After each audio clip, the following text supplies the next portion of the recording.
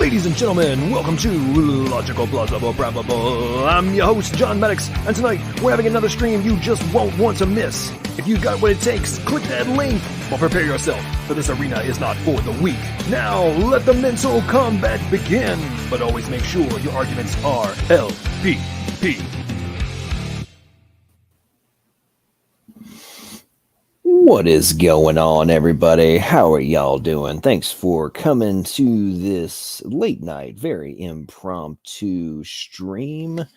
It's still, a reason for it. There's multiple reasons for it, but there's a great convo, open discussion over on Matt's channel, Matt Man's channel. Him and SFT had a good convo, and of course, there was the one and only Dr. Joel Duff was in comments or side chat talking as usual. Won't actually answer any questions that are asked of him. It's very interesting. Just dodges everything, but then claims he's like open-minded and such. But then, so that kind of inspired me to do this, as well as earlier I was over on Clubhouse, and this guy, yet another atheist, was sitting there talking about how there's no evidence that Jesus ever existed, for example. And then when I pointed out that there's basically no evidence or the equivalent evidence, like some of the same sources that quote Jesus or reference Jesus also reference Pontius Pilate, does that mean that Pontius Pilate does or does not exist? Or that those sources are credible or not credible? Like, you dismiss Jesus being mentioned in the exact same source, but then agree that Pontius Pilate exists. And the answer was, rather than accept that both Jesus and Pontius Pilate existed, this individual wanted to say, well, I guess I'm just going to agree. I'm just going to say that Pontius Pilate did not exist. I mean, folks, guys, we can't even, at this point, there is no rationality coming out of the atheists at this point. It is getting off. It's getting ridiculous. But all that little rant aside, I want to say what's up to Mr. Greeny. Thanks, man. How you doing? Good to see you. Bond's here in the house saying, like that stream. And then we got the one and only Andrew Coppin. Just hit 7 months of membership. Appreciate it so much. And busting out that super sticker. Thanks so much, Andrew. Greatly appreciate that. We got Godzilla Freak in the house. Heaven Rules All's here. How you doing, Candace? Redeem Team is here. Oh, we got another member. Keith Colvin's in the house. What's up, man? How you doing? Man, it's yeah, so anyway, I'm not sure how long to do this stream. So if anyone wants to join, link is in the side chat. Let me put that in there and pin it. I think I forgot.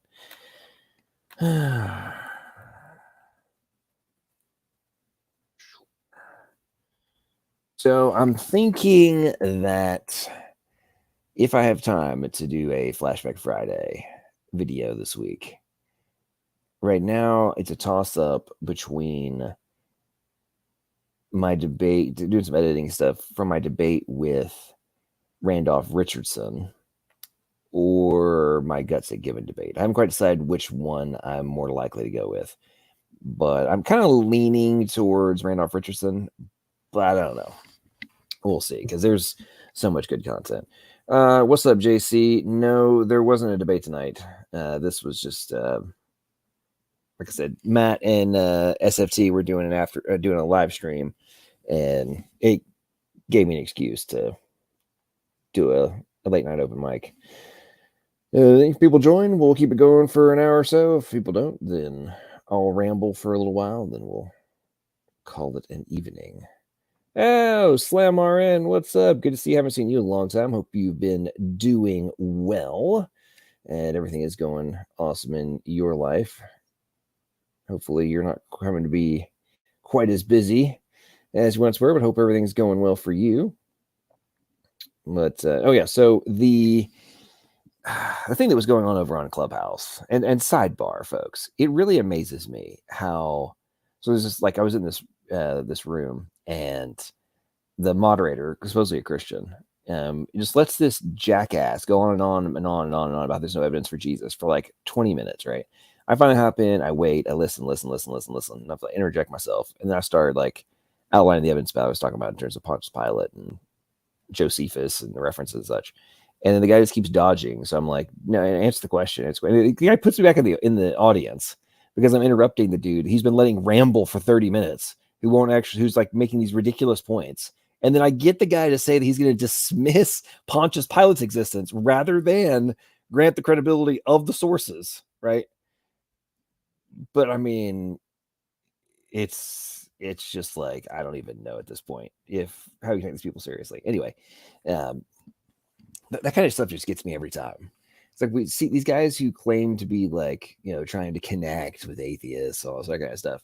They let them just continue to spew the same talking points over and over and over again. Don't actually call them on the carpet about it.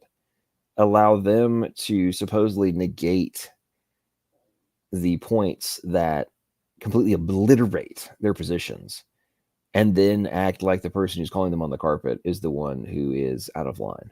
Like, that makes no sense. And then we wonder why there's such a overtake across the globe of anti-theism that's happening everywhere. And then we have these little soy boys who are running around being like, oh, we just need to be super duper nice to everybody. And if we got to be super nice. And, if you call them out for being jackasses, then you're just being not a mean person. And it's like, okay, yeah, sure. Let's go with that. Because that makes sense, dude. That makes a lot of sense. I mean, when you look at the things that are happening around the United States right now and the stupidity of the things that are being argued over. I mean, case in point, right? The stuff going on in Florida right now, there's like 12 other states, I think they're getting ready to pass similar laws, right? And we're talking about, just think about this. This is a late night stream, folks, so we can be blunt, right?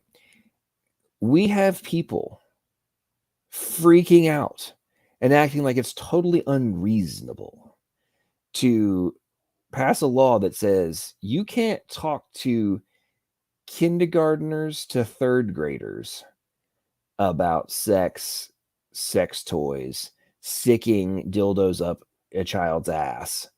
And somehow that is unreasonable, ladies and gentlemen. That is a civilization that we're currently living in, where we're arguing over whether or not we should be talking about sex toys to kids who don't even know how their entire body works. And we're going to start talking about that kind of stuff. There's even people who are flipping out and doing videos about how they're so upset that they can't tell their pre-K students about sex. Like, I'm sorry, folks. You want to get down and dirty, get kinky, I don't care. Like, in my life, I have no way, shape, form, or fashion hide the fact that I have been engaged in debauchery in my life. I'm not judging from that perspective, but let's just be honest, folks. Like, this stuff is just beyond the pale. And then I say all this ramble in relation to individual, like the person I engaged with tonight, who, and I'm talking about the Christian, right? Who is defending the atheist and letting them just like ramble. And it's like, man, at what point do you guys look at this and just say, so are we going to concede everything? Are we just going to surrender? Are we going to allow the ones who are loud to overtake us? Because it seems like that's what's going on. And I, for one, have no intention in surrender and no intention to yield. And it's the same thing, like the same guy that I was interacting with, the atheist, right? He then starts talking about how Jesus didn't exist because Yeshua, or like Jesus in the original language, wouldn't work because they didn't have the appropriate sounds and such. And it's like, dude, it's been translated into a different language. That's like saying if you translated a book that was written in Spanish and there was a character whose name was Juan in the Spanish version, and then in the English version, his name was John, not Juan, or Ian versus Juan, right? Like, somehow that means that the person that's being written about, that was originally written in Spanish, right? Now that there's the John version in the English version of the book, that somehow that means that the Juan in the Spanish version never existed because he's called Juan in the English version. Like, this is what people are talking about and like making arguments, a supposed like debunking of the existence of Jesus. Again, let's remove divinity from the equation. These mythicists are just ridiculous. But anyway, oh man, look at that. We've got Standing for Truth. He's come into the side chat. We all know he never joins my after shows, usually, unless there's an atheist that's already here that he can like come in and try and beat up on. That's what happens every time. Did I pin that again? I forget. I'm going to pin it this time. Let's see here. There it is. Oh, Matt, man. Young Earth Creation is in the house. What's up, brother? Hey, good to see you too, Matt. You guys did a great stream earlier. So everybody haven't seen that, head on over to Matt's channel. Awesome combo. Andrew, yes, that is it's a parody. I'll remove myself so everybody can see real quick. Hang on.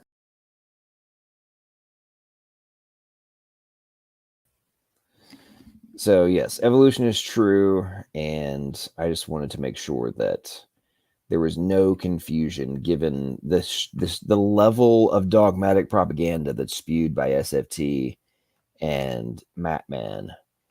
I mean, I just needed to do the real reason I needed to do this stream was just to go into a full scale confessional that I actually 100% believe in evolution. It's 100% true.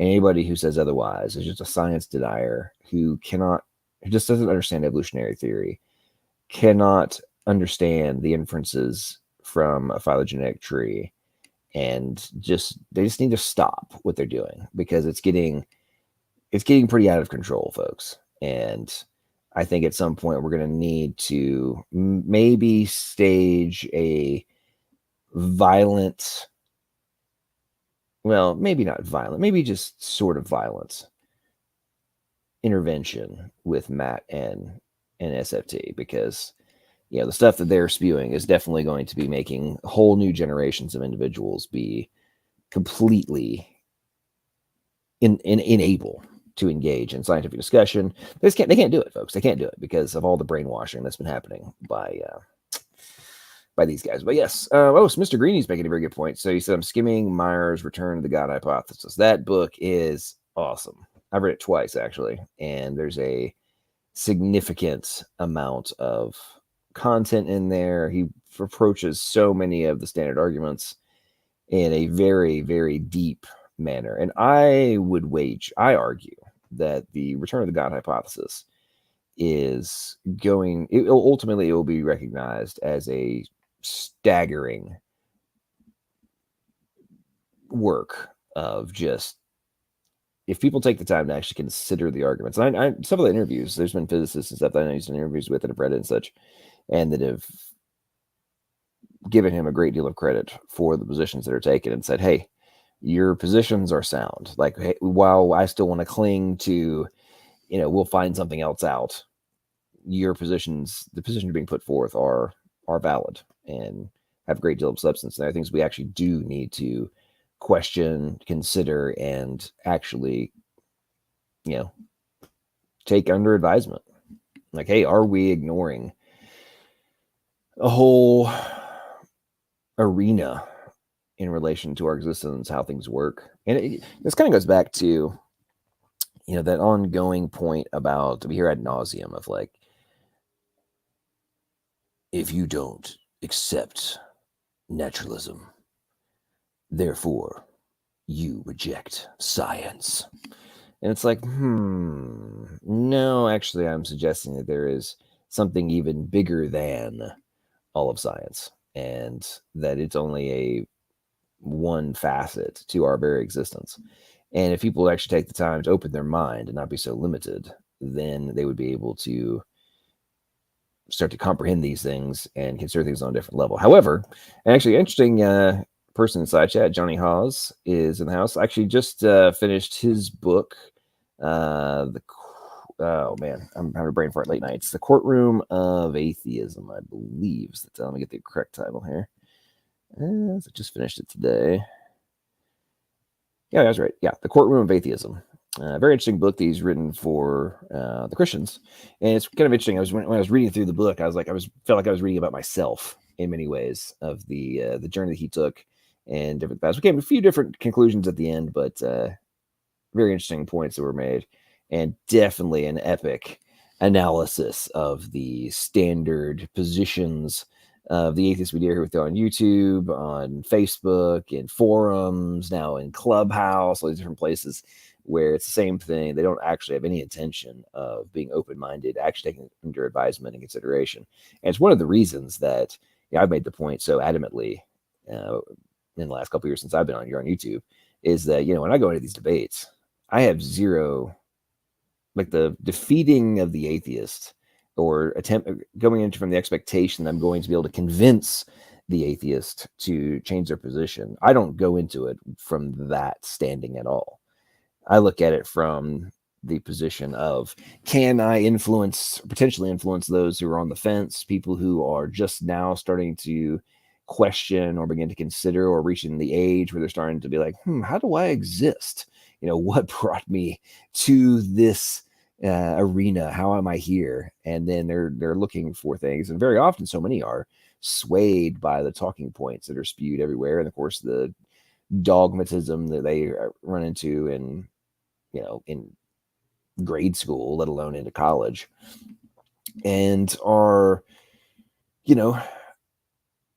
sitting there hoping someone to answer the question and give them reasons to believe that there is something more to their existence than just the mortal coil and the physical aspects of everything. And like I said, one of the reasons I even started this channel, right, was I started looking at the videos of the people like Genetically Modified Skeptic and Alex O'Connor and different people like that. And so many of them, I noticed identified a trend. So many of them supposedly turned away from Christianity, theism, whatever their religion was. They turned away immediately because when they went to college or when they became adults, because when they went and asked people to,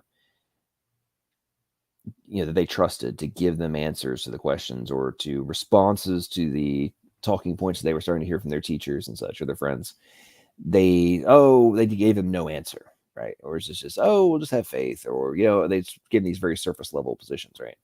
And then they went down the rabbit hole, and then they found themselves, now they're being like activists against theism, right? Or in most of them against Christianity, right? Some of them are anti-Muslim and stuff, but the vast majority are anti-Christian, right? And then we got all these people in positions of leadership, quote unquote, inside of the church who are just not understanding how these things are happening. And it's like, what do you mean? How do you not understand this? How this is happening? There's a very concerted effort that's being executed and has been being executed for at least a century at this point, and very aggressively for the past 30 or 40 years in a concerted effort. It's public. Like, they're not even hiding the fact that it is their stated objective to be anti-theist and to convince others and to be the reciprocal of an evangelist, right? And to draw people away. And Johnny actually made a good point about this, and a couple of people he interacted with at the time, they finally admitted to him that it was their end intent was to draw people away from God and convince them, because they had realized that God does not exist, or they had been abused in church by somebody who was in a position of authority, or all these different things that happen, right? That not whether or not the existence of God is rational, or not whether or not there's evidence for the divine, not whether there's evidence for the necessity of a preceding intelligent agent for our very existence to come to be. No. That's not the real reason. That's the public position, the aggressive, or at least the thing that they tell themselves is the reason they don't believe in God. But no. When you go down the rabbit hole with the vast majority of atheists, at least the ones that I've interacted with, when you go down to it and you draw out the anger, eventually you find that there is some underlying past reason for which they rely for their rejection of God. It is obvious, and which is why I say, and it's like the concessions and just the placation that we see everywhere now it's not that we necessarily aren't trying to convince them, right? I view the interactions and the opportunities for debate and discussion and response to be the opportunity to engage in almost a reductio ad absurdum, but not to convince that individual, but to showcase to those in question that taking these positions is not a rational point. It is not sound. It is not valid. It is not the way you should go if you're actually using your critical thinking skills, which unfortunately are being obliterated by so many. But what's up, Dustin? See you backstage. What's going on, man? How you doing? It's been an interesting week. I got my truck stolen out of public storage, and it's just been a snafu ever since. You got your truck stolen? Well, get this, man. So a week and a half ago, I got a phone call from the police department, and they asked me if I knew where my truck was. And I have an old box truck, and it's sitting in a storage unit, right? And I was like, well, it should be in the storage unit where I've had it for the last 7 months and haven't moved it. Why? Well, it turned out that the license plate had been stolen off of my truck and was on the back of a stolen F-350 that was sitting on top of a stolen flat bed that had a busted out tire in a Home Depot parking lot. So they'd come across, check out this trailer that was sitting there, right, with a broken tire. And when they checked the license plate, of course, it came up what is this? This is not an F-350.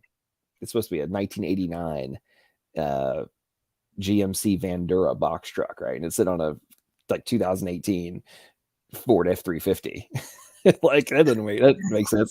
So then they go check the VIN number, and of course the VINs don't match up as well, And so then they called me, yeah, well. So anyway, I swung by that afternoon. I swung by the storage unit, and of course, my concern, the reason I wanted to go check it out was, I was like, man, I bet they stole my catalytic converter too. So sure enough, I was just gonna say that. I roll into the truck, and there she be, man. The exhaust is dangling in pieces. I'm like, well, awesome. That's what I wanted to see right there. But oh well. So have they found your truck, or is it still missing?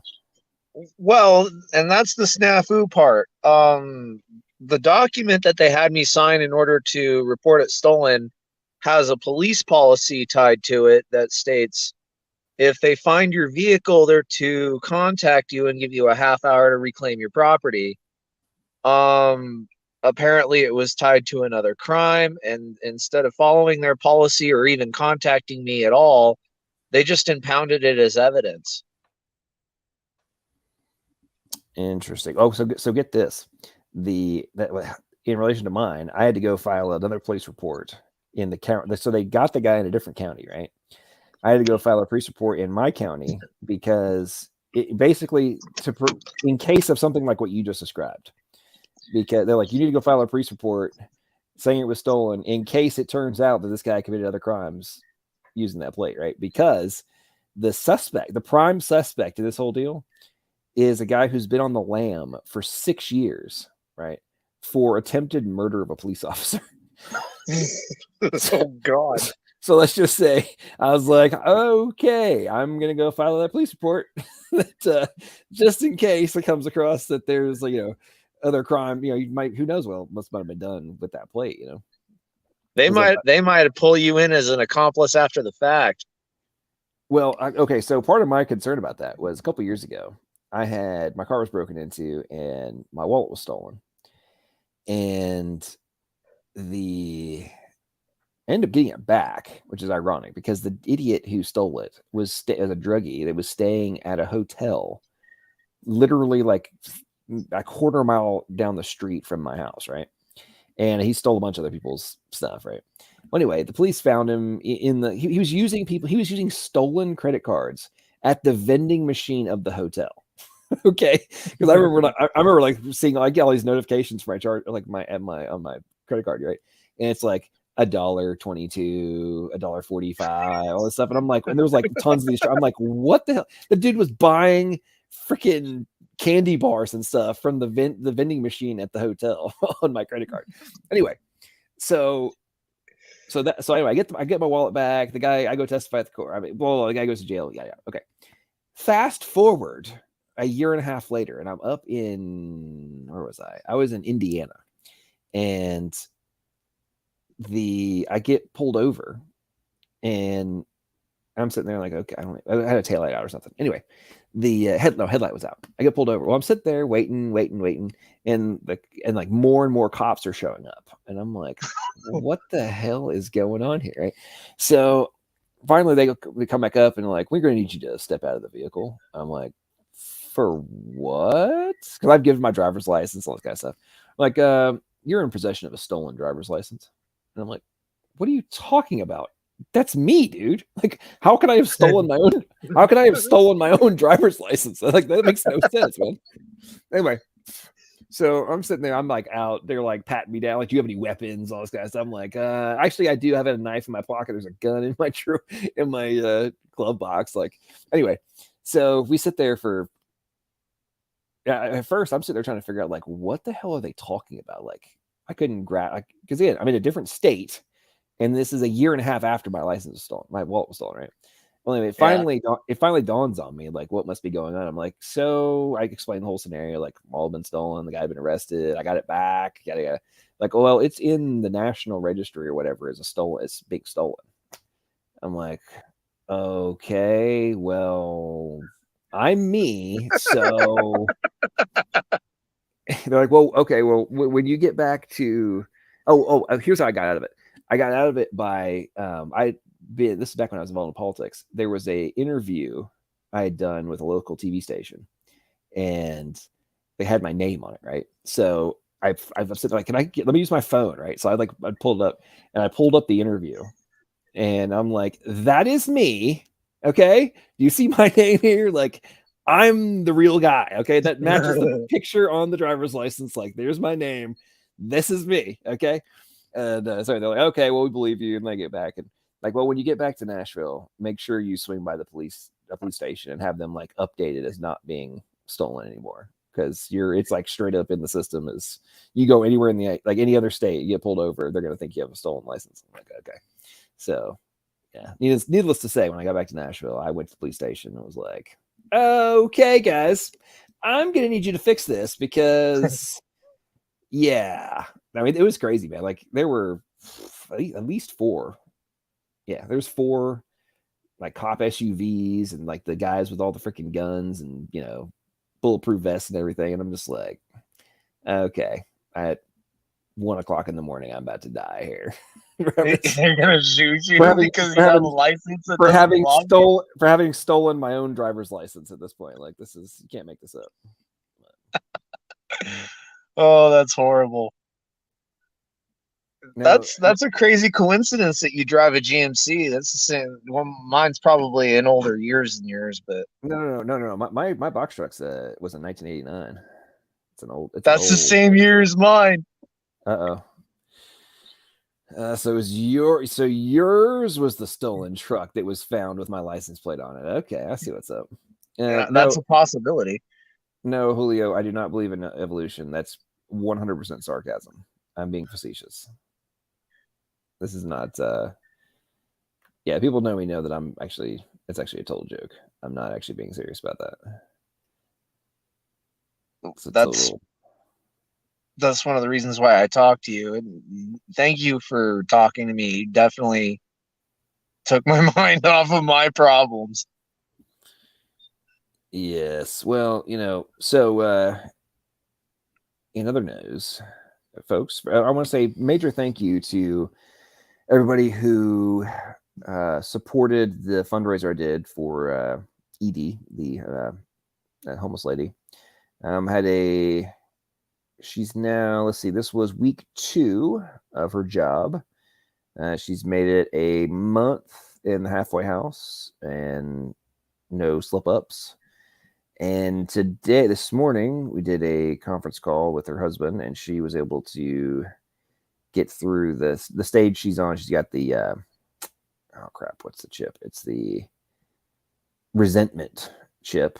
And today we did a conference call, and she was able to air her grievances and then go off to her latest meeting. So that was going well. So I want to say thanks again to everybody who supported that, donated some money and helped us, help her get things going. And she's also decided that she's going to not, if her husband does get out of jail and doesn't get sentenced for a long period of time, that she's not going to get back with him, which is good because he is, yeah.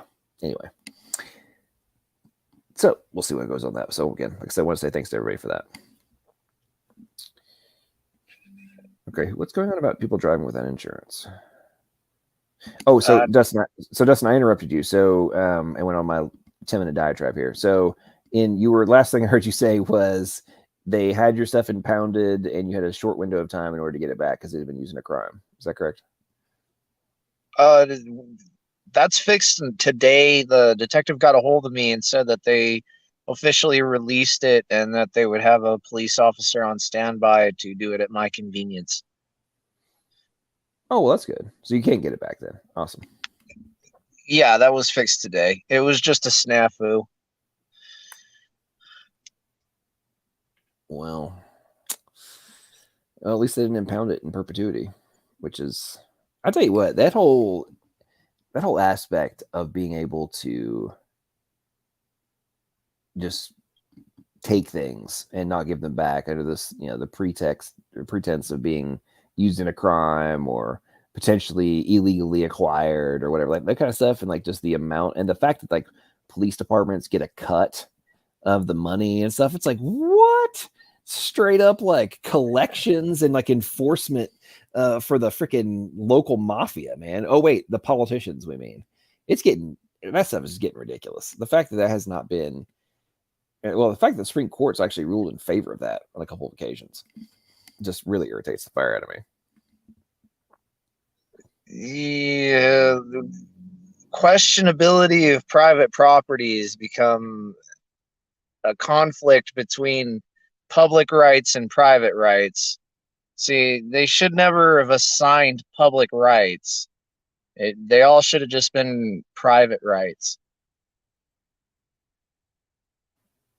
Well, I've been Yeah, I'm getting rather concerned about the state of the nation, as we, I don't know if you guys are paying attention today, but the illustrious senile dictator in chief, Mr. Biden,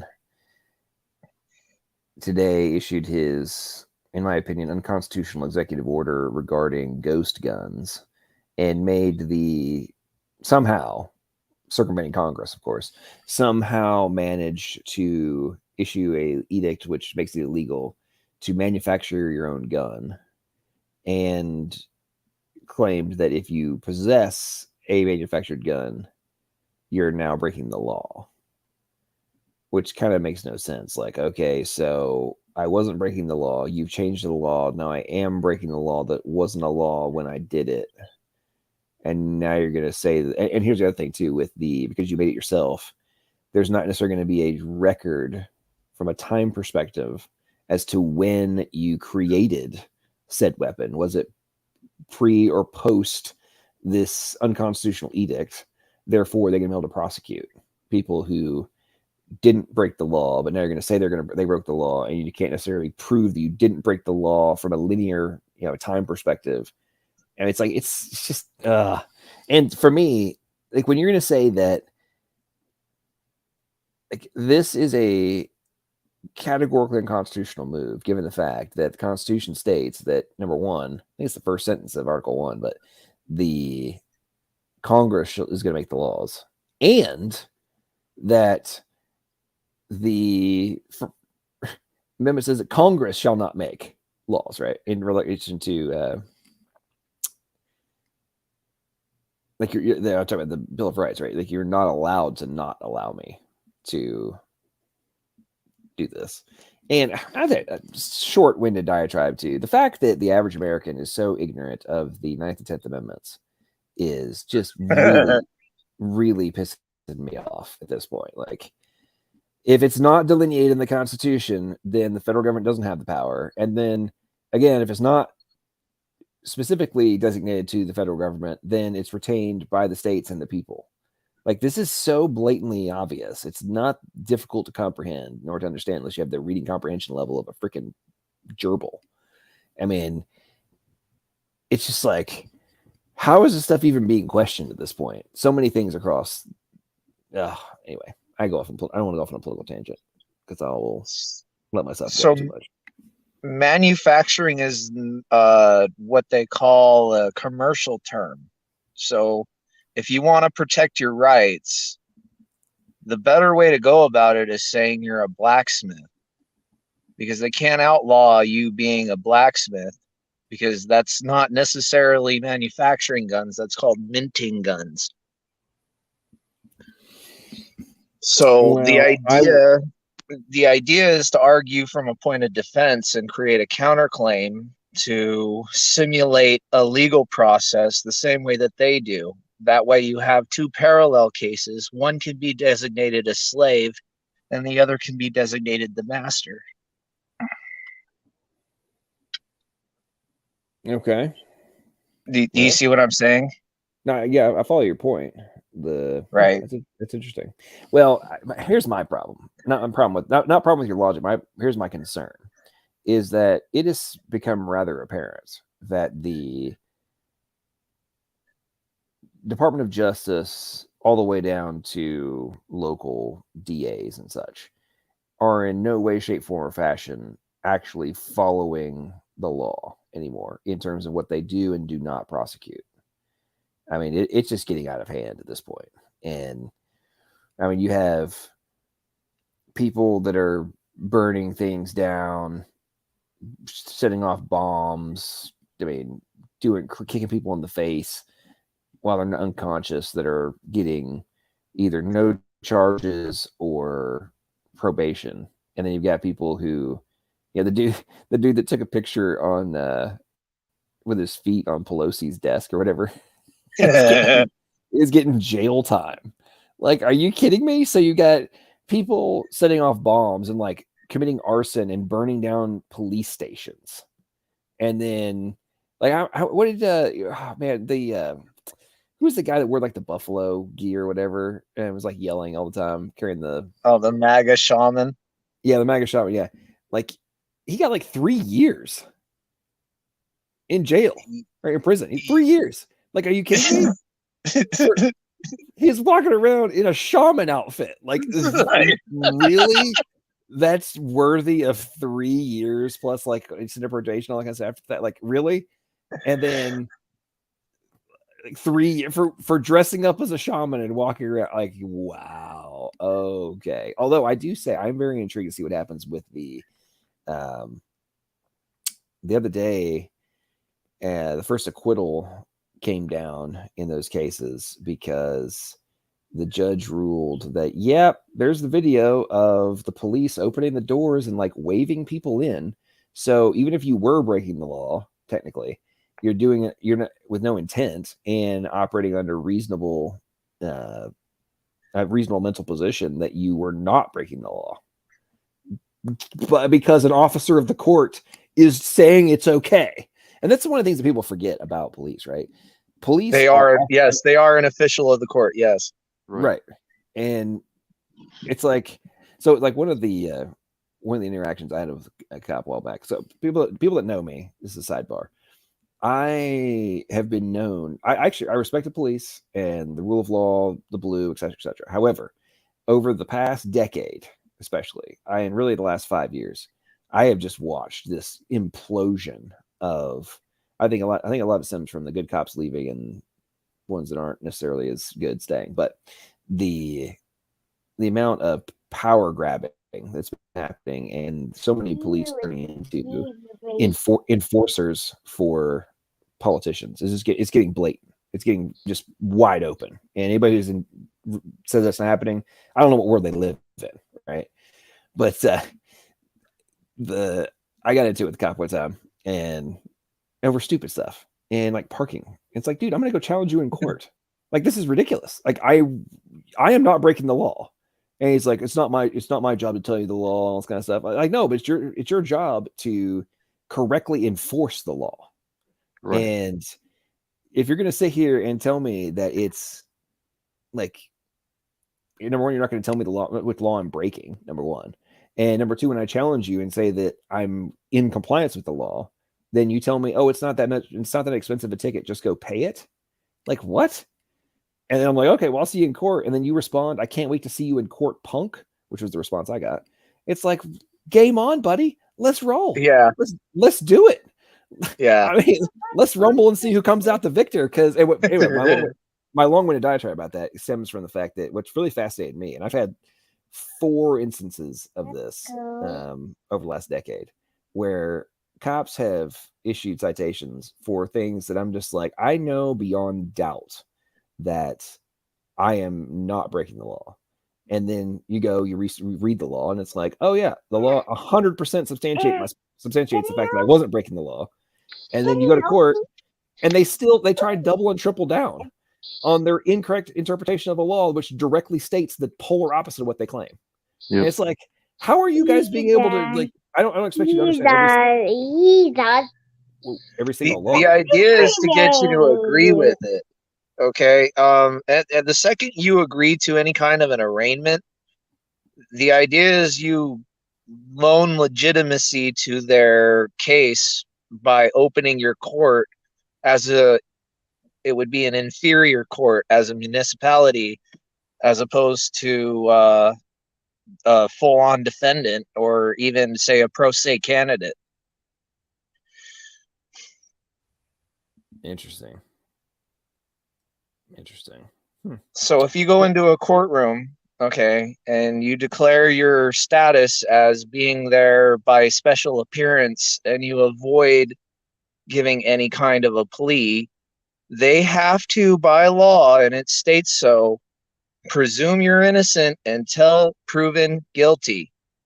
But if you allow their arraignment and you skip your preliminary trial, then their presumptions, assumptions, and there's one other, I can't remember what it is.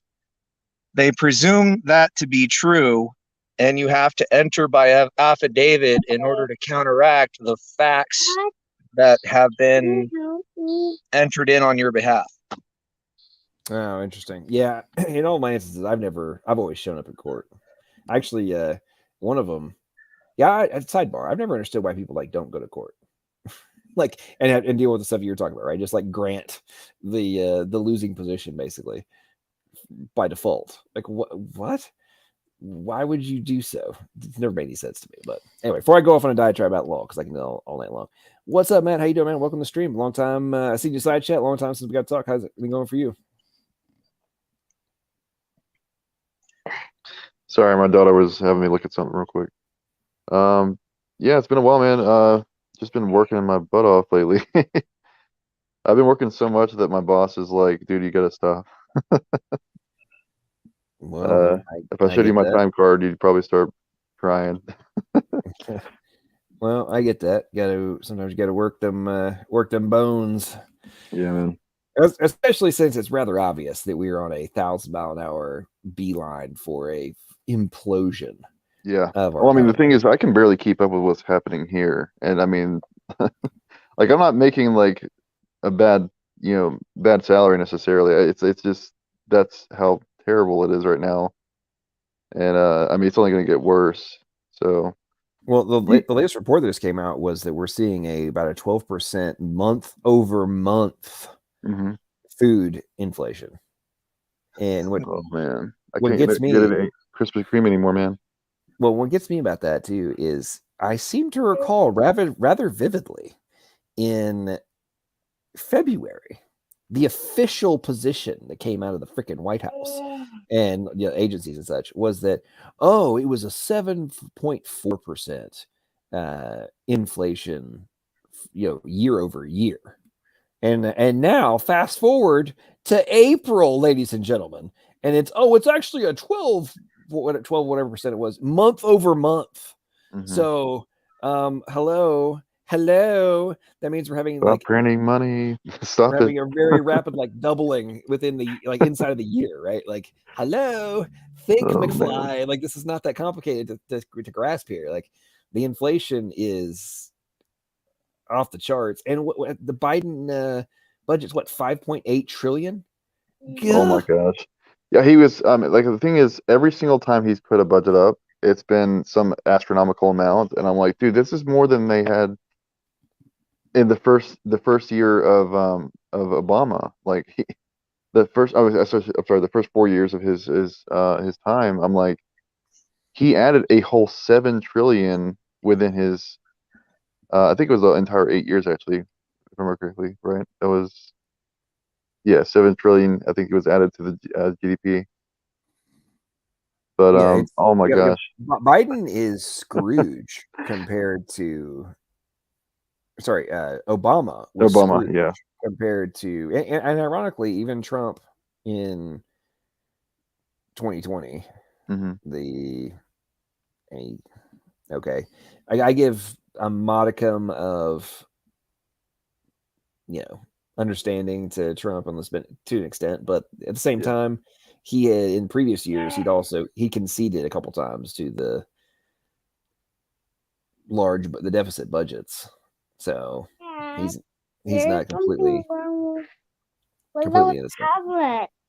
Do you know what's funny about that though, LPP? Who does the money actually belong to? Not the debt. The debt's a different matter, but the money itself, the actual physical dollars, who does that belong to? The central bank. It was the Fed. Federal Reserve. Hi, Mom. Well, which we already know is done by. Technically, the Fed is on loan to us by the good faith and credit of the American people.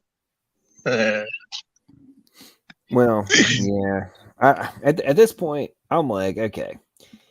Sidebar. I don't know if you guys saw, was it? I think it was last Thursday. The head of the Dallas Fed was calling for a 3% interest rate increase. So everybody's freaking out over the 50 basis points, so the half a point they just did, right, in March 8th or whatever it was. He's calling for 3%, which I understand, because it's hey, we're going to keep inflation under control, stop printing money, and raise interest rates. Like, we all know this, right? But it's like we're in full scale calculated implosion at this point.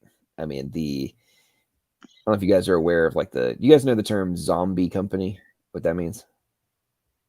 I'm familiar.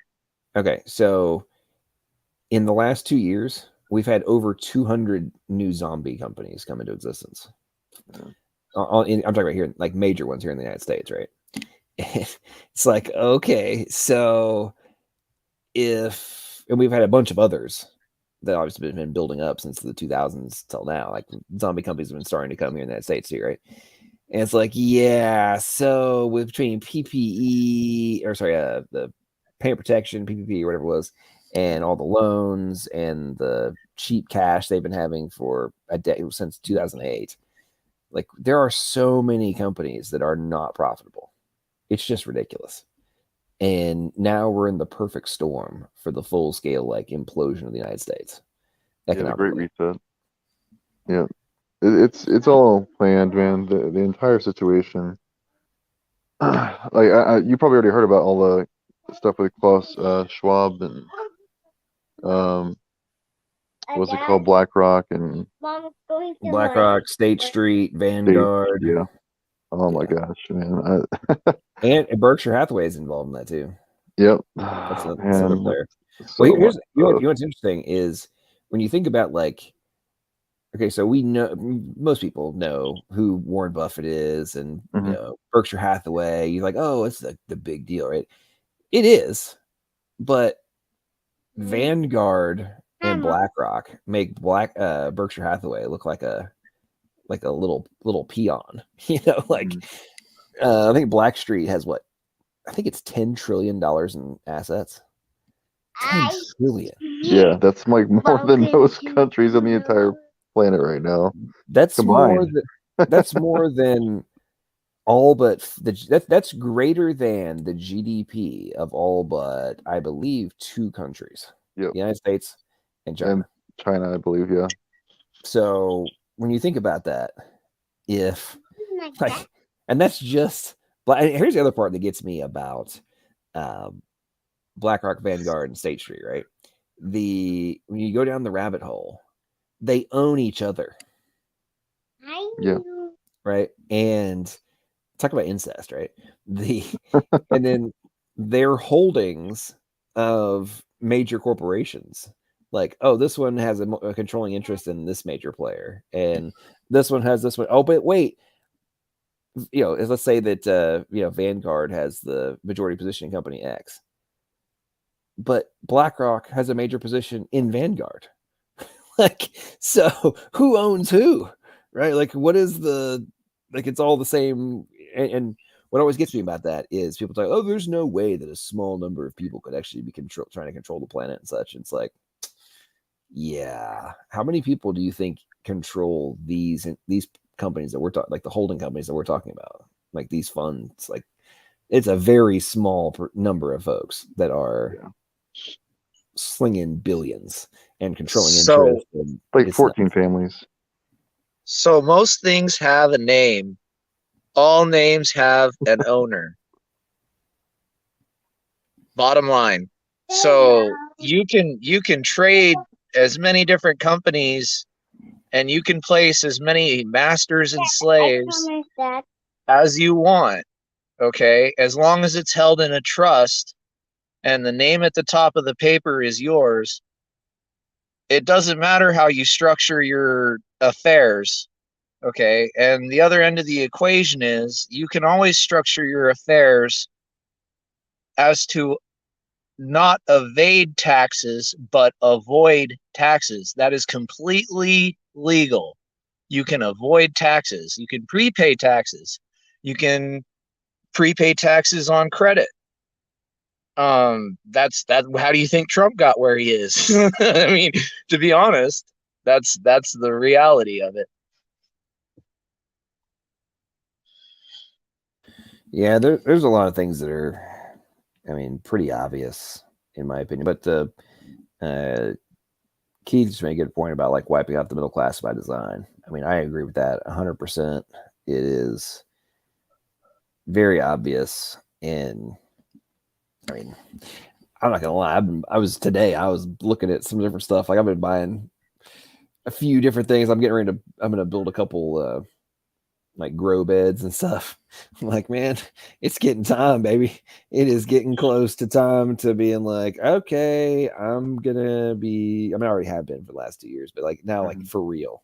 Okay, the food shortages, they're coming. It is already happening, and the rationing and stuff is already happening across Europe.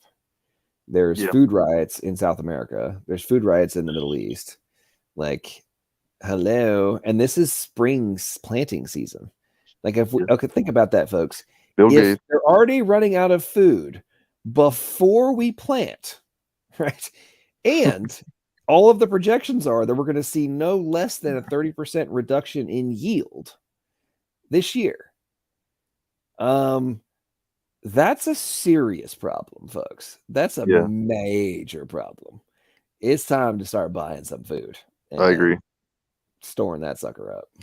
Yeah, Bill Gates went. Yeah, apparently, he's the largest farmland owner right now in the United States, and apparently last year what was it, like 53 million pounds of bovine meat completely got discarded, completely, like just gone, can't be used anymore. And there's on top of that, like they're paying people that own farms to destroy their own crops. Yeah.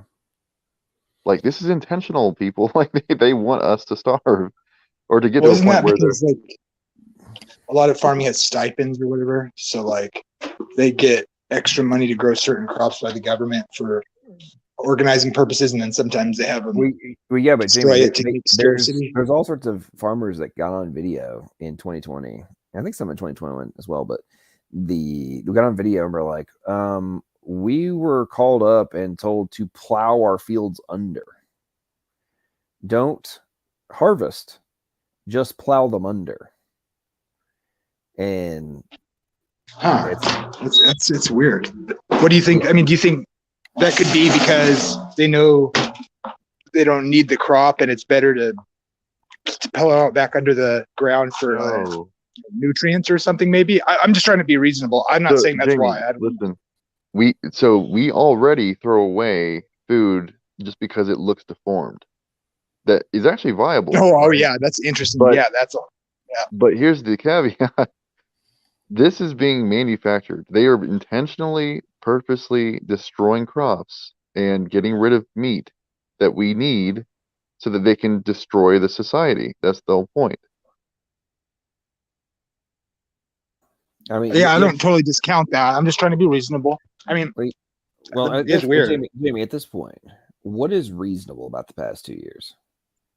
Like, when you observe the direct antithesis of reasonableness that has been taking over the planet, why would so when we know that we're facing a food shortage, right? It's not, we're not making this up. This isn't conspiracy theory. Freaking Joe Biden said it in a press conference last week, right? That the food shortage is going to happen, right? They've been projecting this for quite some time. So it's in no way, shape, form, or fashion is it conspiracy theory or fear mongering or just being like you're a crazy prepper. It's like, no, the president of the United States, whether he's real or otherwise, said it's coming, right? And what do we have from the propaganda agents around the globe for decades now, but like especially this past couple of years?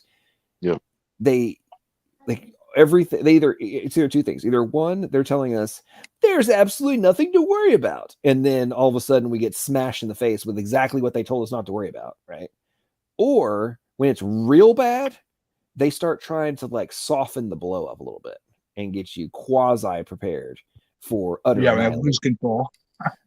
Well, they're trying to like spin it, right? Because right now, what's going on? Like, oh, the food shortage about to happen. It's all Russia's fault. They're trying to blame Russia, right? Like, do you think that Russia's the only, like the Russia-Ukraine thing is the only reason there's a food shortage? Like, come on. There was a food shortage. I mean, there was the projections from the UN were that 40 million people starved to death last year. Okay, it's usually 9 to 12 million people starve. It was 40 last year. The new projection that just came out, they're projecting that between 220 and 280 million people are going to starve over the next 2 years. Starve to death around the globe. Wow. So I'm sure like, you guys have heard of the Georgia Guidestones before, right? oh yeah. Mhm. Yeah, that's a legitimate thing. They really want to get rid of the vast majority of the population.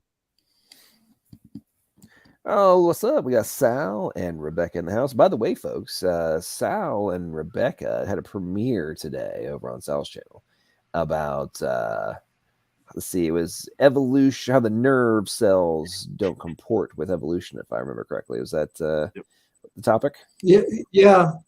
We actually filmed that several weeks ago, and we're working on one for eukaryotes because that topic keeps coming up. I will say this, I'm very encouraged on my channel. People in the side chat have been saying, hey, this channel has inspired me to go to grad school. So it's actually making a difference in people's lives. I mean, that means a lot to me that these guys graduated college and they watched my channel and they said, this motivated me to go back to grad school. Well, In that's all awesome. sorts I of could scientific disciplines. So yeah. Well, that's awesome, Sal. I'm glad to hear that. And I tell you what, man, I think about this all the time. That if I had the understanding of what the incredible intricacies, technology, engineering, mechanics, et cetera, that is in our biological systems, if I had known that when I was in school, I mean, what I would have focused on would have been totally different. I mean, I wanted to be involved in tech and business and everything. Like, okay, cool. Yeah. Biotech would have been the most badass thing to study and the rabbit hole to go down. But I had no idea it was like what we're talking about. All this, the coolness, like, why? What is what? Like that's not relayed to people at the appropriate levels. It's like, oh, you get to find out about the cool stuff after you need to know about the cool stuff to find out if you wanted to go learn about the cool stuff. Like, hello, what idiot in academia didn't think about this? Oh, wait, we're talking about a old as dirt establishment who don't want to actually be innovative. That's right. Anyway. Okay, enough my diatribe. There is more Hi, cool Sal. stuff. Hey, Dustin. There's potentially more cool stuff coming down the pike, like we wouldn't believe. Remember James Tour stuff on graphene? That's the tip of the iceberg, but this could actually solve some problems, for the young Earth creationists out there in changing nuclear structure and solving the problem of radiometric decay, because cold fusion has been moving forward. It's been a bad word because it got a bad reputation because there were charlatans in it. But there are big players now, and the experimental evidence is moving forward. NASA has had experiments that have proven parts of this. There have been papers in Nature. It's just quietly been moving forward. And I'll be covering something called electron quasi-particles. So when James Tour is talking about chiral-induced spin selective chemistry, there is now stuff with heavy electron quasi-particles reducing the Coulomb barrier so that we could create fusion reactions at low temperature. We know it can be done with muons. It's been proven. It's published in Nature, etc. So what you're talking about? You're talking about the chiral-induced spin cell activity, right? Well, there are all sorts of things that we're learning about chemistry and physics and using electrons. There's now a way that we can create these virtual electrons in the condensed matter state. And so I'm going to be covering that on my channel on Wednesday. This could be a big game changer on many levels for nuclear physics, for alternative energy, for young Earth creationism. And I was reading this, I said, evolutionary biology is such a farce by comparison, because this is real science. Well, what's unfortunate is that the EVOs they either won't grasp the significance to the point of what you're talking about, and or will refuse to even learn about it or to engage it. We'll continue to hear the same ad nauseum debunked talking points that we've been hearing in perpetuity. I mean, it's getting out of hand. What's up, Rebecca? Welcome to the stream. How are you doing? Thank you. I'm great. Actually, Sal and I were just recording a video for talking about the evolution of eukaryotes. It was kind of a dry run, but then I saw you were online, so I was like, hey, Sal, LPP's streaming right now, and so we both just came over to join you. Well, I appreciate that. Yeah, I tell you what, the whole prokaryote to eukaryote thing just cracks me up when you actually begin to contemplate the barriers to entry, if you will. It's like the chasm or the wall, whatever analogy you want to use in terms of, what has to be overcome to jump from A to B. It's mind bending, and the energy requirements. I mean, just it's like not just what parts do you have to have, like the energy. I mean, there's so much stuff. And what really gets me, I don't know if you've have you read Sal? Have you read Jeremy England's book? On no, the guy who said just shine a light on water or something and it'll become a plant. Well, he gets into it in his book. Actually, he actually addresses this whole problem and concedes that it's a major issue, and that I forget the exact number, but I strongly remember that there was a 200,000%, okay, greater amount of energy requirement in eukaryotes versus prokaryotes. And it's like, and in his book, he concedes that's a humongous, like, implausible thing to overcome, and then proceeds to make up hypotheticals about how it could happen. It's just like, you just conceded it's not plausible, but now you're going to come up with all these ways that it might have happened. Okay, whatever. But there's other issues with that too, as well, because of the fact that obviously as eukaryotes, they have multiple cells that are all reliant on each other. So if even one dies, all of them die, or the vast majority of cases, they'll all die. And for some reason, this doesn't seem to be a problem to people that believe in evolution. Like, to me, that just doesn't make any sense. Why would you go from a state of living asexually as a single-celled organism to a state of being reliant on other cells when you don't have to do that? It just doesn't make any sense to me. You're married, you know why. Oh, yeah, I guess you're right. I'm just teasing. Oh, yeah. Well, I know my kids couldn't live without me. So, Rebecca, I saw that you had a interesting discussion on your channel with a bunch of atheists the other day. How'd that go? Oh my gosh, I just had one today. It was 5 hours long. It was so much fun. Yeah, I mean, I'm just having a blast. I love it. It's just, it feels like just a little community, and I mean, but I think, are you talking about the one that went 8.5 hours? Yes. Okay, yeah. So I didn't see your one today. I saw bits and pieces of the one the other day. I saw that stream and I was like, oh my goodness, this is like a really, really long one for Rebecca. This is interesting. Well, every time I thought we might be winding it down. Sorry, what, JB? I said you should have seen her at the end. She was a trooper, man. She was just like, she wanted to give everybody a chance, and she did. But it was long. Yeah, but that one, to me, that one was a little bit boring because we went round and round on the problem of evil. I think there were like 3 episodes of the problem of evil. So maybe if we did one episode of the problem of evil and then did a lot of other topics, but we kept going around on that. So, after you've been through the problem of evil, I don't know how many times, but it gets a little old. So yeah, exactly. Yeah, that I wanted to talk to Nathan for so long too. Sorry. No, you're good. That conversation earlier with Doug, oh my gosh, I was gonna respond, and in fact, I tried to get onto the stream, but I was driving at the time, so it wouldn't let me do it. Oh, and, you were there? Yeah, today? I was listening the whole time. Well, not the entire thing, but I listened to about 2.5 hours of it while I was working. And I pitched in a few things in the side chat, but I was like, man, these guys, no matter what you give them, they're not going to listen. Me and my wife, we have a testimony video about what happened between us to become Christians, and it was simultaneous. I saw it. And I was like, look, you have to be able to explain from 2 entirely different backgrounds. People, neither of us, right?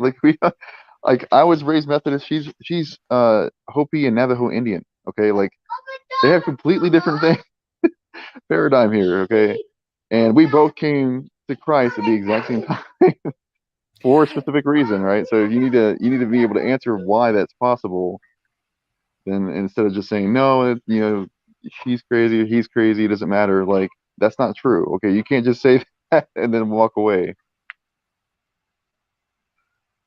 Sorry, Yeah, she's here right now. totally. Yeah, I mean, your testimony, because your testimony is it was like your wife like got demonized, right? And that like convinced you that it was real, or is that like kind of a subsequent thing that happened?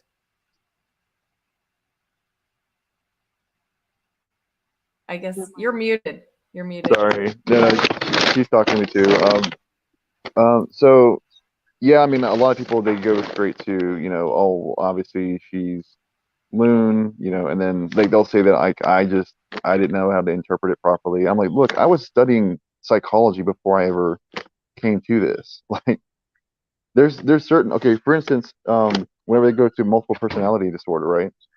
Like that would only manifest if you are okay. So you have to be through extreme traumatic events whenever you're extreme, like very young, right?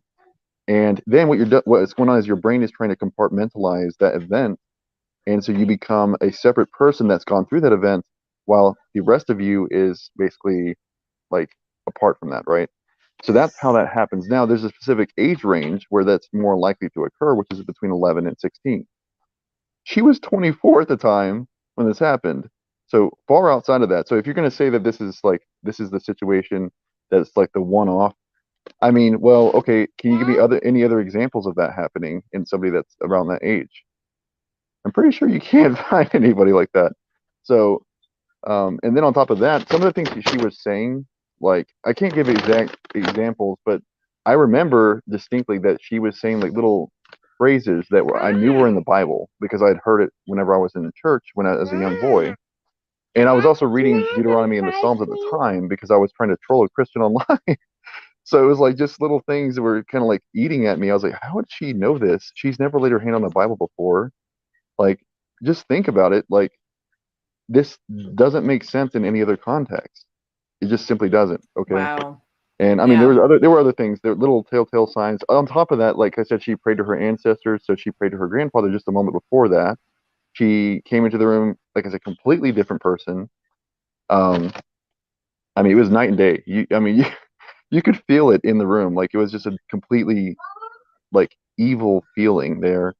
And she was looking at our daughter, the one that was just walking by talking here a second ago, like she was like trash. Like she wanted to just throw her away. It was terrible. But obviously, like that's not the way she really is. I'm just saying that's the way she was looking at the time. And, I know. Don't I'm not skeptical at all. I mean, I have experience with this, and that yeah. I totally believe your story. Absolutely. Well, like I said, yeah, and obviously, if I ever gave that, I did try to give it to a couple of agnostics. I think it was Snake was right, and what's his name? Top Dog Shattuck or something like that. I forget his name. Yeah. And yeah, Top Dog just kept going to, oh, you're both crazy. I'm like, is this how you handle everything? Like, you just throw everybody under the bus. It doesn't matter who they are or what they've been through. Like, I'm a United States submarine quartermaster, or used to be, like, you really think I'm just gonna make up stuff like this? Come on. Anyways, I just think it's funny that people just do stuff like that nowadays. Yeah. That's for some reason, this thing about spirits is just something that cannot be accepted by, many people who, also don't believe in God. And I find that strange because, it's not just it's a rejection of what most humans have believed throughout human history, right? So like to make this claim of there is no such thing as spirits, demons, supernatural or, unseen beings. that totally flies in the face with like every culture, that we know of throughout history, right? Except this one small slice of like Western civilization where we got too smart for that, right? Like, so the hubris of like assuming that you know something just because you haven't had an experience with a spiritual being that you can identify. It's just astounding, Well, Rebecca, I'm just gonna have to unfortunately tell you that you're just rejecting science now. Okay, so there is nothing beyond the physical, and the rest of it is just a bunch of science denial and a bunch of faith-based cognitive bias. And you've been brainwashed since you were a child, just so you know. Even if you weren't, you were. Matt especially was brainwashed as a child. He was a hardcore Christian raised, and it's kind of like Dr. Sygart. I mean, the only reason he's a Christian is because that's the way he was raised. Oh wait, his parents were militant atheists, but it doesn't make a difference. No, you are just rejecting reality. So I don't know what to tell you. You're just brainwashed. So Rebecca, whenever you're ready to retract your brainwashing and the vitriolic provocation of atheists everywhere, I will happily promote it. But until then, I'm going to need you to actually just keep doing what you're doing. I kind of like what you're doing. Go ahead. No, I retract my position. John, are you telling me that you have an explanation for every spiritual experience I've ever had? Yes. There's been experiments that show if you stimulate certain portions of the brain that it has the equivalent of what these Christians call spiritual experiences. Okay, so it was just your brain malfunctioning. Well, you've enlightened me. Let's Well, let's stop believing in spirits. I also think it's a very high probability that you're a hardcore hallucinogenic addict. So You do shrooms. That's the reason why you can see things that we can't. You listen to Lucy in the Sky with Diamonds way too much, and it really got to you. Oh my goodness. Okay, so this is once again proof beyond all doubt that Andrew Cumming suffers from a severe, off-the-charts atheist hyper-literalist disorder case.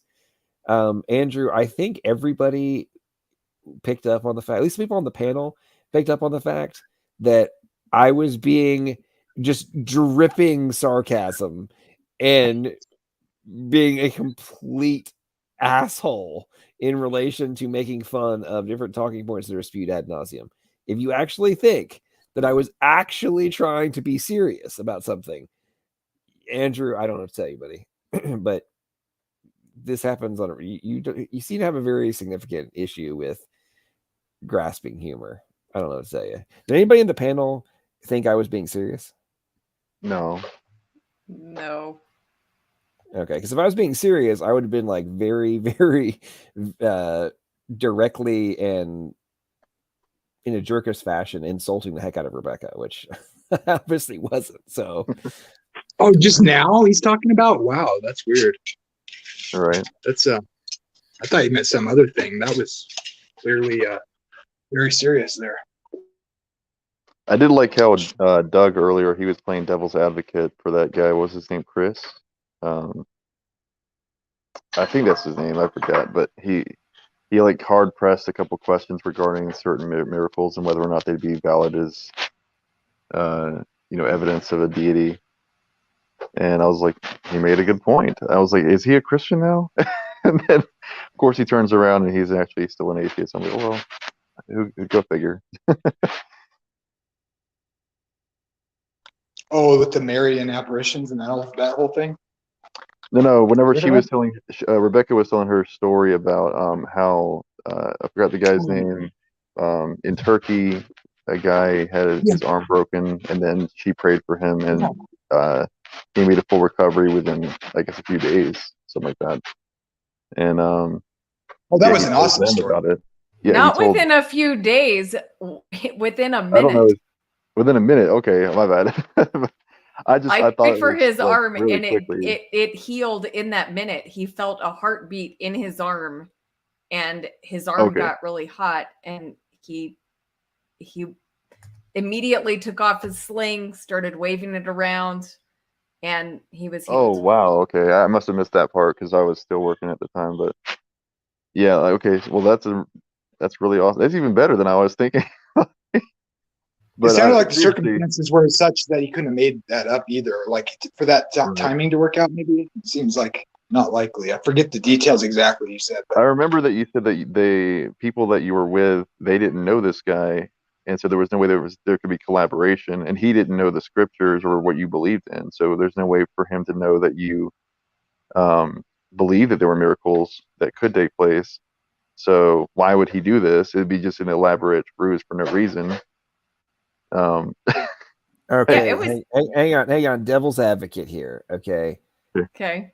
I think that Rebecca is actually the daughter, or maybe even granddaughter, of Benny Hinn, and that's actually what happened. So he wasn't actually healed. She was waving a jacket around. wasn't Benny Hinn. Declaring people to be healed is what actually happened. So Rebecca, are you sure that it was in a minute? Peter Popoff.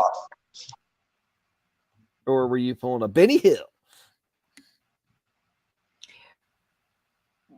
Well, look, the facts of the story are there. I mean, these are the facts as I experienced them. People can believe them or not believe them. I don't care. I've told the story before. And look, what bothers me, like, I don't care if people think I'm crazy or they just think I'm lying. Okay, that's understandable. But it really bothers me, and people have done this. When I tell that story, they say, well, we know that bones can heal quickly and naturally. So, Oh my okay, goodness. now you're saying something ridiculous. Yes, bones heal, and they can heal in a week, couple weeks period of time. But where can you please tell me how scientifically it happens that a bone heals in 1 minute? Like, we don't have a scientific explanation for that. Do not bring me this is a natural explanation. But people do that. It's really weird. They I've did seen find things bone heal cells in supernaturally. 65 million-year-old bones. So pretty robust. I've seen things heal supernaturally, so I believe everything you're saying. It's true. It just happens in a split second. Things that should take weeks or days just happen in a split second. I've seen it happen. So yeah. Hey guys, I've got to go to bed. It was nice talking to you, LPP, and it was good seeing you, Sal. And it was really nice to Good night. It was nice to meet everybody. You too. Hey, Dustin. Thanks. Pleasure, I Dustin. should probably go to Dustin. bed too, I got to honestly. bail too. Take care. Have a Yeah. good one. God bless you. Sorry to run off, guys, but thank you. Bye. Take care. Good to see you Bye, all. Matt. Matt, good to see you. Okay, bye everyone. Do you think? Catch you You another guys ever time, wondered- LPP. Oh, sorry. Have a great night, Dustin. Hey. So, what do you think? What do you think the reasons are for God to perform miracles sometimes and not other times? Let's ask a hard question or whatever. Why does what is the factors that hinder it from being healed? Like, is it interpersonal issues, or is it an overall scheme picture? Like God's allowing evil for a purpose in some I sense. think it's a little bit of both. I think it's more that that Adam fell at the point when Adam fell, that the earth and the ground was cursed and man was cursed, and the curse continues to this day, and that God can just decide at any moment that He likes to step in and heal whatever He likes and take alleviate that curse at any time. So No doubt. I just believe that it's not God allows this or God allows that. We allowed the evil. to happen. We started Right, it. but but he's not limited to heal everybody. He's not limited to heal everybody. He could heal everybody, but he doesn't. That's what I'm asking. There's I believe that there's a doesn't. purpose and design behind that as well. Like there may be that the majority of cases, people even after they've been healed, either they're not grateful or they do not care about the actual healing and glorifying God. And so ultimately, what's the point of doing it if it's not going to bring glory to God? Well, right, but God would know that ahead of time, temporal right? salvation. So he wouldn't heal those Every people. living person on this earth has had temporal salvation. I'll guarantee it, and they wouldn't have even known it. Would have been saved and wouldn't have even known it. That's something I've worked out. Every person alive today has been saved at one point or another by God and would not even have a clue that it happened. And that's what I believe. I believe he steps in all the time. And that some people die and some people die. Well, you know, the earth is cursed. So what is he going to do? Step in with everybody and just go back on his word that he said, where he said he cursed the whole earth and cursed everybody. So that wouldn't be a curse then. If he made it so everybody healed perfectly and everything was perfect, that'd be like before the fall. So, you know. Exactly, yes. Now you're on to what I'm saying. I'm saying, so what are the things that limit and what allow it is my question. Like why, like is it because of the individual person in particular?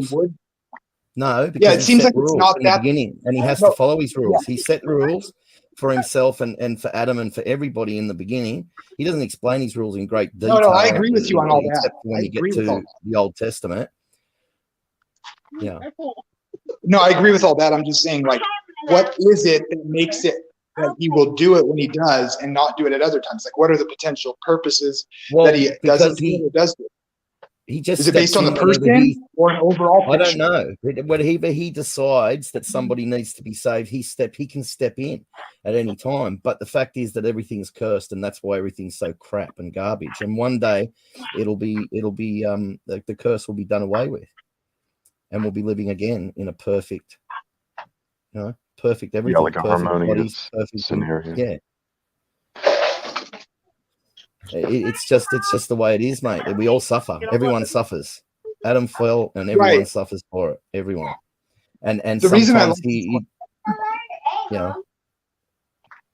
Well, the reason I ask about it is because I think you could potentially hypothesize some interesting theodicies out of this, depending on how you, what kind of a case you can make for the potential reasons, say God doesn't or does, in an individual sense.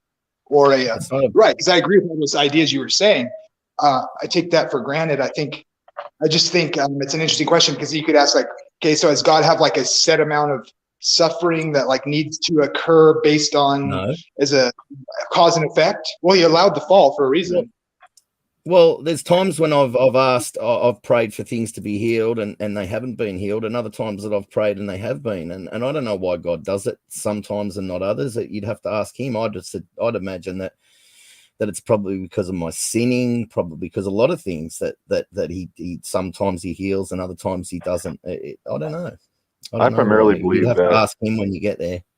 I primarily believe that it's just a timing thing. So, like, he has a plan, right? And certain things have to take place in order for those events to come about. So if it takes you being sick or you being hurt, then those things will not come about otherwise, unless you're sick or hurt. That's true too. For instance, do you think? Yeah. What's that? Oh, I was going to say that guy Raj that like I said, I was helping out in India. His mother recently passed away, so he's in pretty dire straits right now.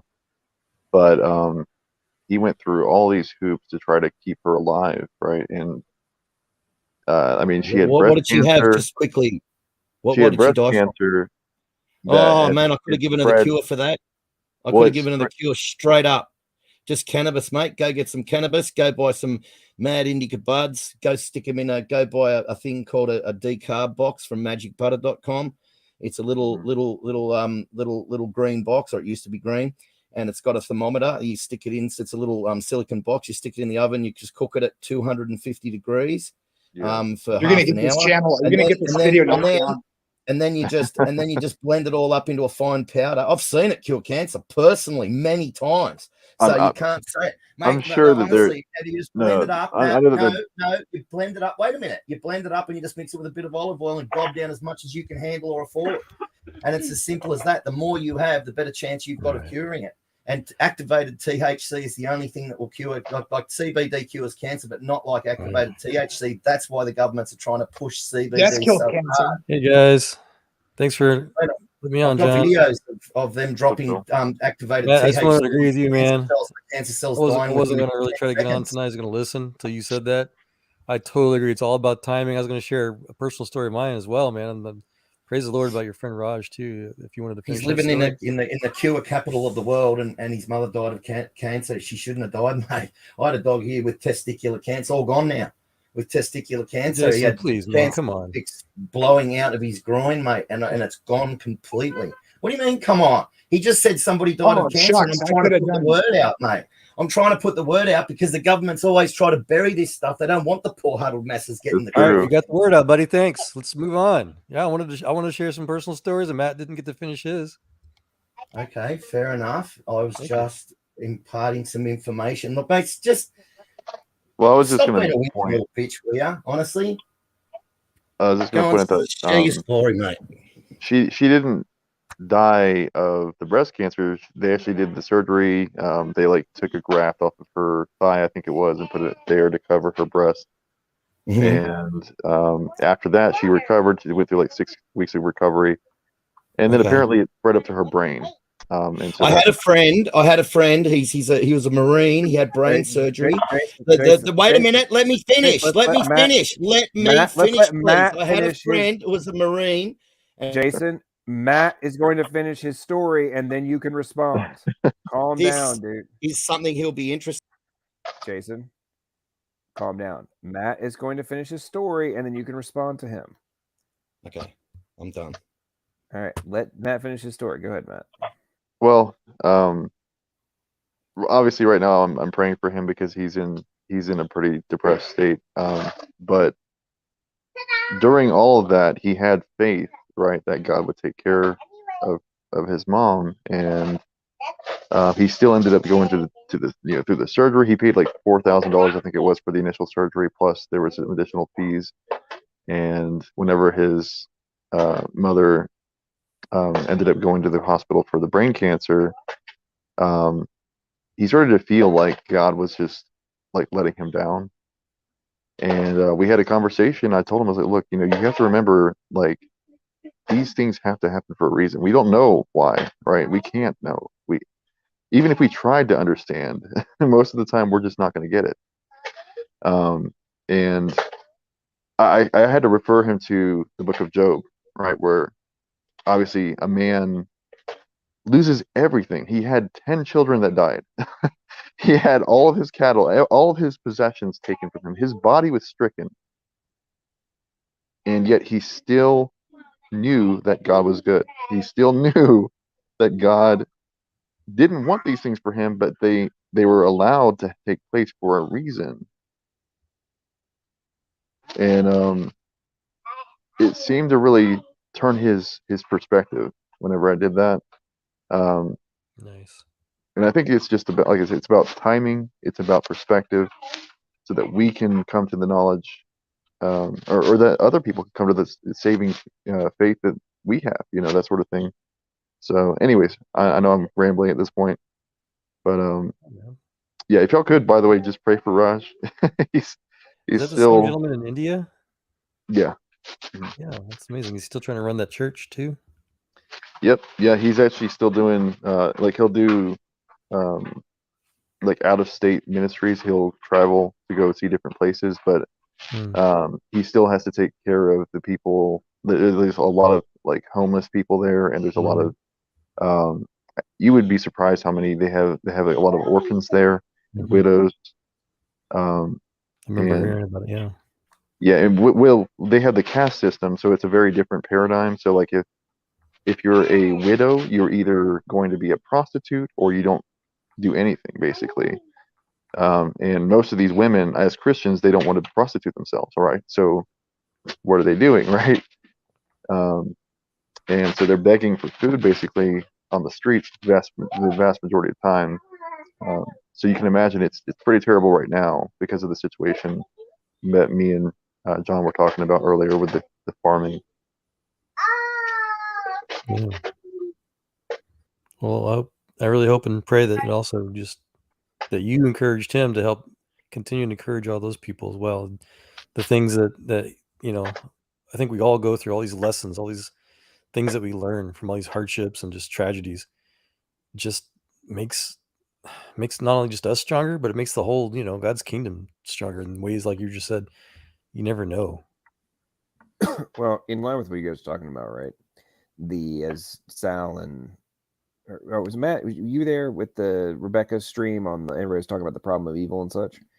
The kind of what we're talking about now is why I don't give much credence to the quote unquote problem of evil. Yeah. I'm just like the foundational necessity of that argument having any relevance requires God. Well, yeah, but I mean the foundational necessity of that is that this is our only level of stage of existence, right? Mm-hmm. If this is a blip, you guys have heard me rant about this over and over again. If this stage of existence is but a blip in the eternal existence, it's only excessive evil from our current frame of reference. The second you step outside of the finite, it takes an entirely different context. And I really wonder if atheists or people who just don't believe in anything beyond this life, right, if they are mentally incapable of making that leap of analysis, right? I don't think that they're incapable. I actually believe that it's just like what the Bible says, that it's willingly ignorant. They intentionally do not want to go that route. And dumb on purpose. Right. Exactly. I would agree even further. It's simple transference, I think, guys. The idea is that they know they're guilty, they know that they've done wrong, that they're doing wrong, and so they simply want to blame other people, including God. They want to blame God for their own sin. Well, Christians do that. Well, everybody, yeah. That's what makes Christianity so unique in all the world's religions, is that Christianity literally says all have sinned, all have fallen short. Every other religion says, "Oh, well, I'm better than you," whatever. Even atheism, right? Atheists try to say, "Well, I'm not like you evil Christians." Well, yes, you are. Well, that's the thing with atheism. They really, I mean, they try to say that they can make their own purpose, they can make their own morality, and ultimately, we already know what that actually leads. And if you've read anything like Nietzsche or you gone into Karl Marx, like these guys were atheists. Like they had the ultimate perspective for atheism written down for all time to see, right? You already know what's going to happen if you go down that route, right? Nihilism is ultimately what you should expect from an atheist, if they're being consistent here. Like, the only reason why we have these other varying types of atheists today is because they're not being consistent. A lot of them are trying to get away from that, probably because they understand the implications. And then they try to make it seem like it's more. What's that? I was going to ask, when is it appropriate to, or like, when should a Christian not be, I don't know, caring towards an atheist? Because do you think every atheist, you don't think every atheist is just like, I don't really interpret that one verse to mean like every single person knows God exists, like cognitively or whatever, in a literal sense. I don't know. How do you guys understand that? Because I believe I think some people generally are convinced God doesn't exist on some level anyway. So I believe that they do know he exists. They just don't want to admit that he exists. And so what they do is they force him out of their mind, and they live as if he doesn't exist. Right? That's what I was doing for a while. I mean, not that I was like a diehard atheist, but I was an agnostic leaning towards atheism. And so I definitely was pretty aligned with that, I guess you'd say. Well, Matt, that's just you claiming to be a lacktheist. I mean, I don't know if you missed the memo, but that is not. There is no neutral position when it comes to the existence of God or not God. That's But there that is, though. position is a blank spot where a thought could be. That's all that is. It's to Oh, empty. man. It's to Listen. empty. So Matt, did you believe that there was you existed in the not God world? That's the thing. Like, so when I was an agnostic, I actually didn't think about at all, like, whether or not there was a God. It wasn't until like certain small things were taking place in my life at the time, and then that event with my wife, like that's when it really started to dawn on me. Okay, yeah, there has to be something. But those questions, I did my best to stay away from, like altogether. Even especially when I was in the Navy, because I was just too stressed out as it was doing my job. So I was like, yeah, let me just focus on what I got to do, right? And I mean, I was not that I'm not now, but I'm just saying, like, I was a pretty debaucherous man at the time, and so yeah, definitely You're a deserve the hurry? chopping block. Sorry. Are you good? John, if God exists, why are there still monkeys? Well, there's if gonna you be an atheist. listen, if you understood the theory of evolution, you would understand why that's such a dumb question. Oh, Guys I'm in so I'm embarrassed. I just don't even know how you could. I mean, you're so blinded by your faith. I don't know how you even. Why even engage in these conversations, Jamie? You're obviously just blinded and have so much cognitive bias. There's no I'm trying to reason. learn about them bones, man. I just got to know about them bones. Listen, the dirt speaks, dude. When are you going to wake up? The dirt speaks, okay? I have full-scale conversations with the dirt on a regular basis, and Well, it tells Jesus said me that if the people in Jerusalem when he visited didn't reach out and praise him, that the rocks would The rock sing out. would cry out. Yeah, that's true. Hey, I was wanting to share a story too, Matt, about God's timing with healing. If we didn't move too far off from that subject. Yeah, you're good. If you want to talk about anything, I'm Yeah, about to go to bed pretty soon though, because I got to get up pretty early. yeah, I'm wrapping up in like less than 10 minutes. I gotta go to sleep too. Okay. So let's If you don't go ahead. mind, I'll Go share ahead, real Joel, quick. and then we'll let Wesley say his thing, and then we'll do last words. No, and go to like bed. we let Wesley go first. He's been first, or not? Whatever. I'm sorry, I'm tired too. What's up, Wesley? How you doing, man? Hi, fellas. Just saw you on the YouTube. Thought I'd try to get involved a little bit. Listen to what you guys were saying. It's important for me to learn to listen better. Nice. Was it God the bless book you, of Wesley. James talks about be quick or slow to help me out, guys. I'm super tired. Well, I have the radical view. I have Wisdom. the singularly radical viewpoint that the second coming happened and it began nearly 19 years ago, and no one said anything about it. So, and apparently I'm the only one that will just come right out and say Jesus did come back in the clouds with his angels, said it is time. The emulator, the lunatic, said sad and delicious. And Jesus gave a vision to everybody. Then he appeared to everybody on August 25th, 2005. And he said, tell the vision. And nobody did. Nobody even admitted they saw. Well, I heard one guy say they saw him that day. But he only said, I just saw Jesus. And I could have paid him $1,000 and he wouldn't have said another word about it. And then again, 2 more times. He appeared 7 times. Looks like we're gonna get to share. Everybody on earth, all the ministers, all the choir directors, all the atheists, all the Muslims, all the Chinese, all the Hindus, all the Buddhists, everywhere. And no one said anything about it. And I think that you all see all the angels and hear them say the vision many times, and none of you are going to say a word about it. The Bible. But the revenge is his. Whatever, dude. Come on. Revenge is the Lord's, not mine. So, Can I respond? I think he showed you. I think he did show you what that revenge is going to be, and it's not going to be a pretty picture. So Joel, was this the verse you were thinking about? Wherefore, my beloved brethren, let every man be swift to hear, slow to speak, slow to wrath. Yes, sir. Is that what you were thinking about? Yeah, I'm not so good on the slow to wrath myself.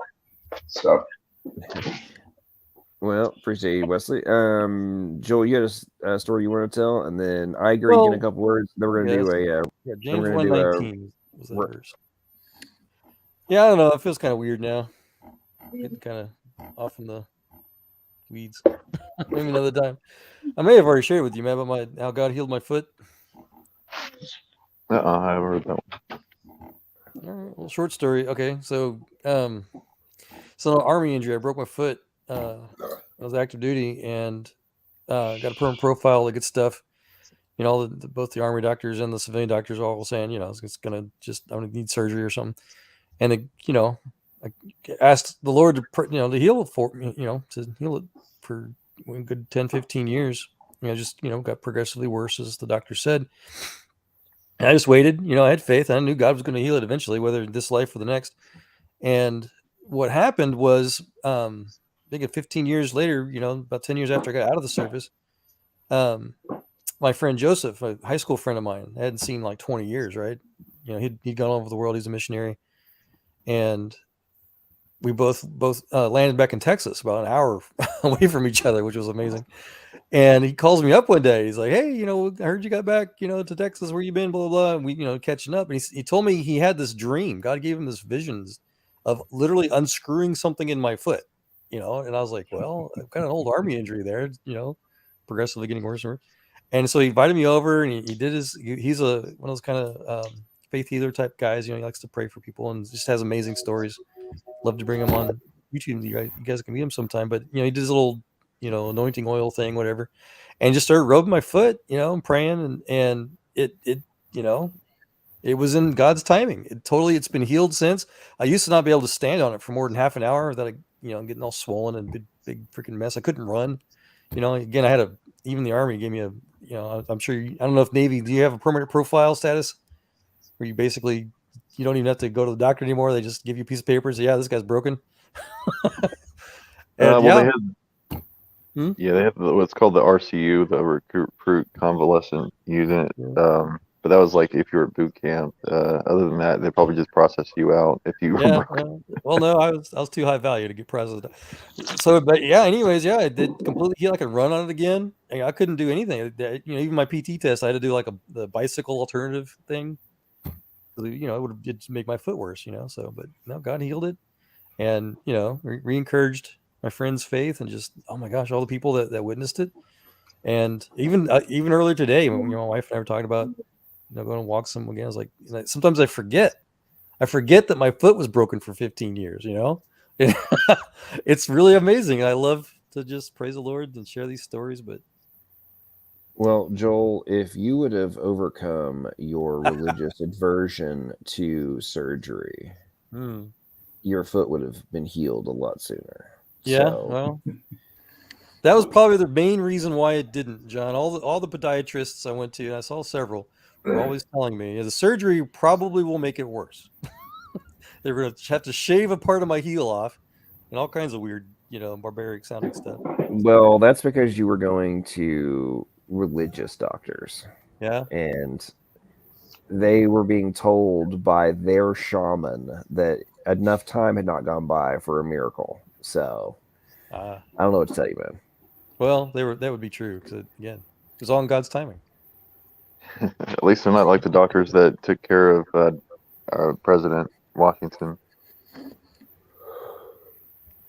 Well, no, I'm glad to hear that happened, Joel. It's amazing. Yeah. Different things you can if you have a mind open to it, right?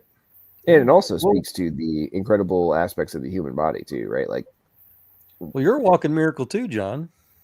For sure. There's no ifs, ands, buts about that. It's well, from some people's perspective, my survival was not a miracle. It was more of a curse. Well, but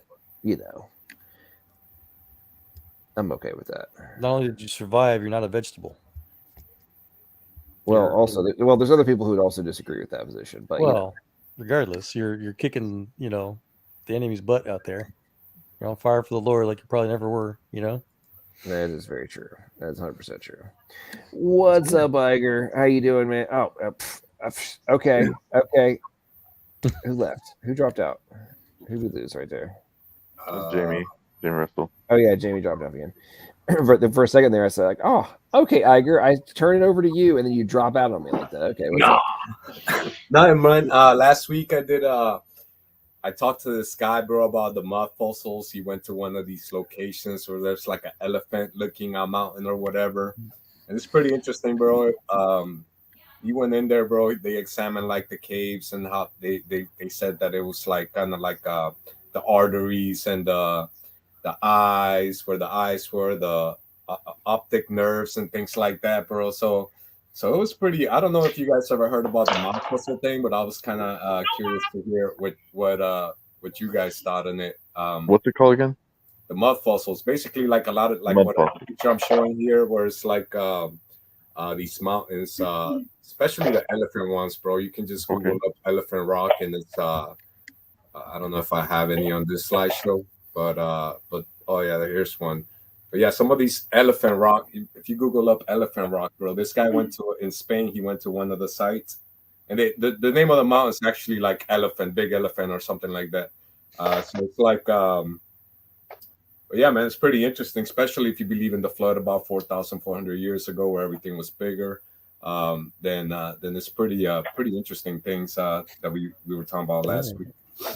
You interesting people. I'm gonna go ahead and take off too. It was a pleasure meeting you guys or seeing you guys, and see you more often again. Nice to see you again, man. Yeah, man. Good to talk to you again some more soon. Hey, yeah. Also, since you guys were talking about cancer, I put this link on the private chat. It's a movie from 2010 about all the different alternative medicines. Oh, bye, Joe.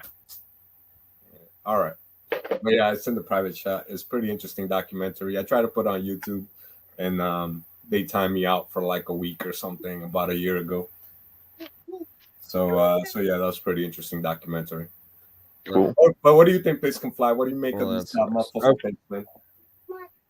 I don't know. I'd have to look at it first before I could make any comments. But yeah, it's pretty late, guys. I got to go to bed. God bless you all. Pleasure talking to you, and I'll be praying for Wesley especially. Appreciate that, man. Okay, well, guys, I'm about to pass out myself, so we're gonna do last words and call tonight because I'm about to fall asleep while I'm laying here. So, Matt, anything else you want to say before you go? I'm just glad I got a chance to talk to you guys, and yeah, if anything, I hope the Lord blesses you guys this season, whatever y'all doing. I hope He blesses the work of your hands, and that He blesses this ministry. Thanks, man. Appreciate you. You stay safe. Stock up on food. If you don't tell the vision, Jesus is not going to hear your prayer. If you'll tell the vision, He'll hear your prayer. All right. Iger, any last words before we go? God grant us the serenity to accept the things we cannot change, strength to change the things we can, wisdom to know the difference. In your Son Jesus' name, amen. Amen. And Jamie, I didn't kick you. So get your ass back in here and say your last words because I'm about to fall asleep. So I'm about to say my last words. If you get in here before I finish my last words, you can have your last words. Otherwise, I'm going to bed. Can Jamie make it? Is Jamie able to hop back in one more time for a close out? I don't know. All right, cool cats. All right, folks, it is time to call it a night. Oh, there he is. All right, Jamie, last words. Jamie, you're on mute. Jamie, if you're saying anything, you're on mute, buddy. Jamie, take yourself off mute. He's trolling you, man. Little bastard. All right, well...